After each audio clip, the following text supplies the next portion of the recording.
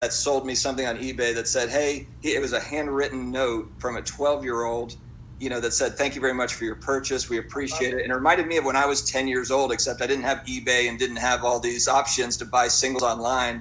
So it was refreshing. So it just shows you kind of all generations. The hobby's exploding and the happiness is absurd. Dustin, get in here. Let's tell, Dustin, Dustin, how much happiness has getting into collecting Pokemon and flipping Pokemon been for you?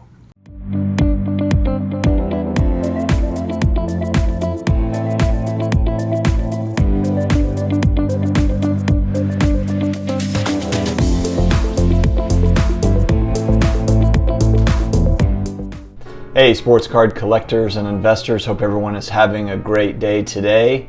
I'm pretty pumped up. We've got a couple more games left in NBA basketball, and then we're getting to playoff time, which is wild. It's the bubble basketball has been really interesting. Scoring has been off the charts. It doesn't seem like anyone really plays any defense.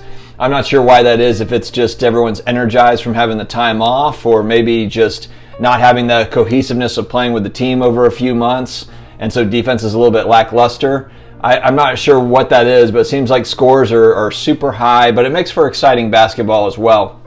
So we will see what happens. I know one thing for sure. I can't imagine any team that's excited to play the Mavs in the playoffs. I mean, they're not a good defensive team, but they can score with anybody. So really interested to see how this whole thing plays out. As a Mavs fan, I'm just hoping that we don't get the Clippers in round one.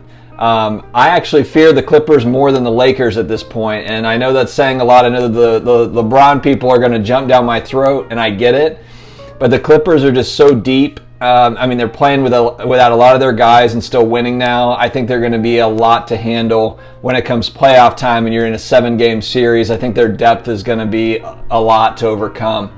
So I hope, as long as the Mavs cannot get the Clippers in round one. I don't know if maybe it's already set. I'm not sure with only a couple games left, but that will be an uphill battle for sure.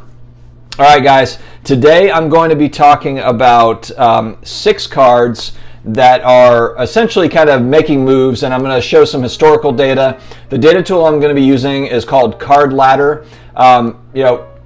Use whichever data tool you want, or don't use any data tools at all. This is certainly not the be-all, end-all for data tools, but these are 6 cards in particular. I don't own any of these cards that, I thought that they looked interesting, and I thought they would be fun to talk about, so that's why we're covering those in this video. So I'm going to go ahead and jump right into it. First, I've got a classic card. Hockey fans are going to love this. Oh, and by the way, we've got a variety of cards we're going to talk about today. Hockey, baseball, basketball, football, soccer. We're covering it.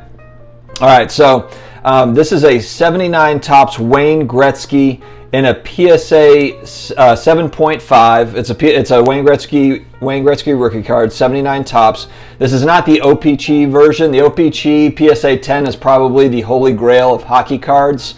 Hockey people can correct me there if I'm wrong, but with Gretzky being the GOAT, I know that there's a few other cards that are in that kind of all-time great hockey card discussion, but the OPC is the one that's super rare in comparison to that 79 Topps set. The 79 Topps is not, it's not that it's super common, it's just the OPC set print run was far less than the Topps, from my understanding. So this is the Topps version, not the OPC version, but you can see here that it's still been making moves. I think that it just seems like with, people focused on the Michael Jordan, the LeBron James, and the Wayne Gretzkys, they're investing in the GOATs. And this is where, this price movement makes sense. We're seeing sales for the PSA 7.5 at $2,750. May 3rd, on my birthday 90 days ago, this was selling for about $1,100. So you're seeing here it's almost tripled in price over the last few months, over the last 90 days. All right, next up we're going to move to football. This is a guy, an up-and-comer. This is Josh Allen, 2018 Prism Josh Allen rookie card. This is the red wave, numbered out of 149 in a PSA 10. And so for this one, there's not going to be a lot of transactions. It's numbered out of 149. It's a Josh Allen football card. I anticipate there's not going to be thousands of these, obviously, with 149 in existence making moves. So, but it does show that what we have been seeing, and I think that a lot of people, especially with the Patriots losing 8 or 9 guys now that have opted out of playing football, the Bills are that team in the AFC East. I know the Dolphins and Jets people are gonna yell at me here, but the Bills are kind of that obvious team right there that's going to take control of the AFC East after the Patriots have held it for 20 years since Tom Brady was there. I never want to count out the Patriots and Belichick. The guy is, proven that wrong 1,000 times, and so we'll see what happens. But Josh Allen and the Bills are definitely on the rise as far as public opinion goes, and you can see why. They also picked up Stephon Diggs in the offseason, so they now have a vertical threat, one of the best vertical threats in the NFL, to go along with a really stout defense and a really good running game. So the Bills are dangerous. They're a dangerous team next year, so we'll see what happens. So I get the action on Josh Allen cards. He's now selling this card in particular, just sold at $750. Not even, a week ago it looks like $8.4.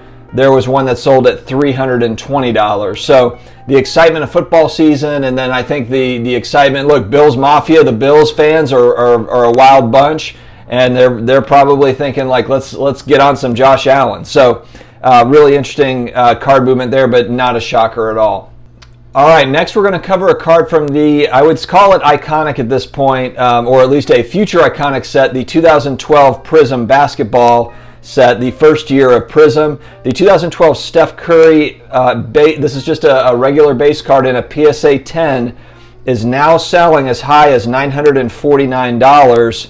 And to give you an idea, at the end of July, so we're talking, 10 days ago or so, 2 weeks ago, it was a $645 card based on a sale, and it's just been skyrocketing. If you go back further than July, you go back to May on these cards, and they were very, very low. So it shows you kind of that power of first-year Prism. Steph's not even playing basketball right now, and his cards are going through the roof. A lot of his cards are. And so, that just kind of shows you the strength of this market. But Steph is one of those guys that, he's just not talked about. He's not in that GOAT conversation. He's not talked about like LeBron is. But the guy's got 3 rings. And I know I talk about this a lot. I'm not a Warriors fan, but I believe the Warriors are going to come back hard next year. I think they're going to be good. Clay is going to come back. They've got a high draft pick. They've got Draymond. They've got a great coach in Steve Kerr. I think the Warriors are going to make a splash next season, and Steph is kind of one of those guys that no one's really talking about him because he's not playing right now, but the Warriors are a team to watch for sure next year. All right, next we're moving to baseball. Here's a guy that is being talked about a lot, and full disclosure, I know I've said this before, I am not a baseball expert. I am not into baseball cards very much at all. I've dabbled, I've got some, but basketball, football, and now soccer I'm going to focus some energy into. Are really kind of my focuses. But I want to talk about this card because this guy has been talked about a lot on social media over the last few days, but really over the last year, I would say. And it's Fernando Tatis Jr. This card is a 2019 Topps Chrome Refractor in a PSA 10. This thing has gone ballistic over the last week. There is a recent sale at $206.67. On 8/8, so what is that, 3 days ago, we saw sales at $85.81. So almost tripling in just a few days. And so it just shows you kind of, I know he's been really rocking it lately. We'll see how that continues, but man, baseball collectors have been all over this guy. So intriguing to watch. I'll be paying attention to it as we move forward. All right, as promised, I'm going to talk about a soccer card. 2014 Prism World Cup Ronaldo in his base PSA 10. This thing is absolutely skyrocketed. And it's not a huge surprise. Between Messi and Cristiano Ronaldo, these are the best soccer players in the world, arguably, or they have been at least over the last 5-10 years. Now, that 2014 Prism World Cup set is a very intriguing set to me because it is first-year Prism for soccer. So when we take a look at first-year basketball Prism and football and baseball in 2012, you've just seen the pricing absolutely skyrocket. Really no different with this 2014 Prism World Cup set. Boxes of this are selling at $6,000, okay? And this was kind of interesting. So I did some research on this set, and I went back and I found an article from 2014, and it was talking about how this was one of the bright spots in 2014 for sports cards, outselling a lot of basketball sets, outselling a lot of football sets. Very, very interesting article. And it was showing even then that there were certain players in their autos that were going for 5 figures. So, you know, this is not a set that's new for soccer fans. It's just now we're starting to see, I think, more and more mainstream demand for soccer cards. But for those that have been collecting soccer cards for a while now, I'm sure you're probably saying like, well, yeah, we knew that. You know, that's been kind of the norm for the last few years. So this set is very intriguing to me, and I'm looking a little bit harder at it because when I'm looking at boxes at $6,000, and then you go online and you look at, you go on eBay and you look at what singles cost, there's some good value, in my opinion, in the singles there. It depends on what players you're targeting. But, if you look at that 2014 World Cup, there's a lot of really exciting players that played in that World Cup. And so, I don't know, it's a fun set to take a look at. I'm going to speculate on some of that stuff, moving forward, and we'll see what happens. I'm trying to talk with some of my more soccer experts. There's a couple of guys. Flipping Steve has a YouTube video or YouTube channel that's popular, and he's just like the nicest guy in the hobby. Fantastic dude. That puts videos out. And so if you have not been over to his channel yet, Flipping Steve, great channel. And then I've been also talking with Vincent, and I believe his channel is Card Hour, Hour, but I will see if that's not correct, then I'll find out what it is, and I'll put the link down below. He was referred to me by Ziggy No, Zigggyno, has his own YouTube channel as well. Does a really good hobby update. So check him out as well. So anyway, and then also my sister and my sister-in-law, they are big soccer. They played soccer. They've been soccer coaches on the collegiate level, and so they have opinions as well. I'm gonna try to have one of them on the show here in the next few weeks to talk soccer, mostly soccer players, because I'm still learning soccer cards in general. So I'm not gonna talk much about the cards, because I think it's more important to kind of talk about players when it comes to that for me, and then we'll kind of go from there, and you guys can spitball and let me know what you think on that as well. But I'm interested to hear kind of what, in the comments, if you're focused on soccer, where you're headed and your thought process. So anyway, going back to the card, Ronaldo's PSA 10 2014 Prism World Cup is now, there's a recent sale at $3,716. Literally a week ago, this thing was at $1,904.33. So almost doubling in 7 days. Soccer cards are, on fire. I'm sure it probably depends on the players, and there's a lot of speculation on the young, newer stars. We'll see how that market plays out. I'm intrigued by it. All right, last but not least, I'm going to talk about sweetness, and I'm going to go vintage football. 1976 Walter Payton. This one's in a PSA 6, and this is a Topps rookie, I believe. And this one is kind of those, in today's market, we talk about modern cards, there's so much volatility. This has been, I say slow and steady, but it's really not that slow. It's actually gone up quite a bit. It's now selling their sales at $349.99, right around there. So 3 weeks ago, it was selling at $228.05. And I say it's like steadily moving up. I mean, that's a huge, huge move in 3 weeks.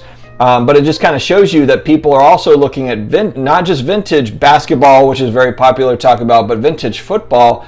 And, this is a guy that, from a legacy standpoint, Walter Payton, he'll go down as top 5 all-time running back, in the NFL. So I'm just kind of curious to see as this demand widens in the sports card market, are investors, collectors looking at football as well? Football has not historically gotten a lot of love, so I'm interested in seeing how it goes. So, guys, anyway, what do you think about these cards? Do you own any of these? Are these cards that you are targeting? I'd be interested in hearing more. If you have not subscribed already, we're at 185 videos, I think, at this point. We're going nuts. It's all collectibles investing, personal finance, sports card investing, all tied into one beautiful channel. All right, I'm tooting my own horn a little bit. But guys, subscribe if you haven't already, and tune in. We come out with daily videos, and we will see you again tomorrow. Take care, guys. Thank you.